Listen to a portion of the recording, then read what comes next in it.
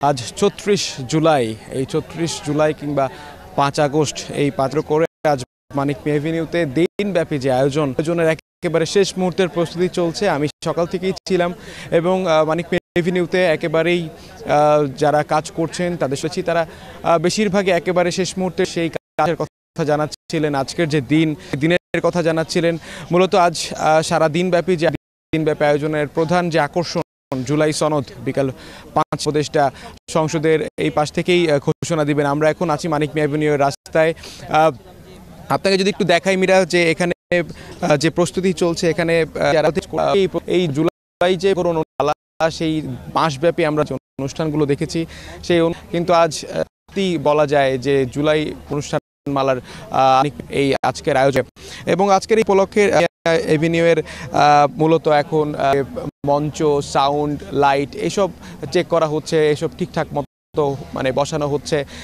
যারা কাজ করছেন, বিশেষ করে আইন শৃঙ্খলা বাহিনী কিন্তু ব্যাপক নিরাপত্তা এখানে জোরদার করেছেন এবং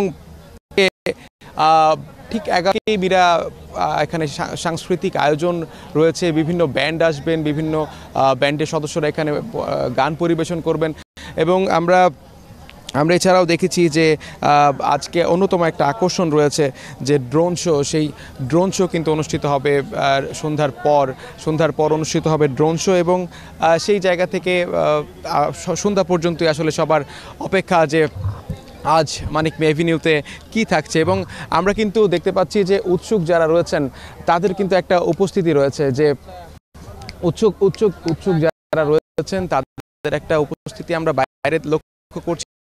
অনেকে ভেবেছেন তাদেরকে আসতে দেওয়া হচ্ছে না, সকাল থেকেই ব্যাপক কড়াকড়ি এখানে জোরদার করা হয়েছে। আমি আছি পুরো অনুষ্ঠানের দিনব্যাপী মানিক মিয়া এভিনিউতে। আমরা পর্যায়ক্রমে হয়তো বা বাকি খবর জানিয়ে দিব। তবে জুলাই সনদ, সেই জুলাই সনদের অপেক্ষায় গোটা দেশ। মীরা।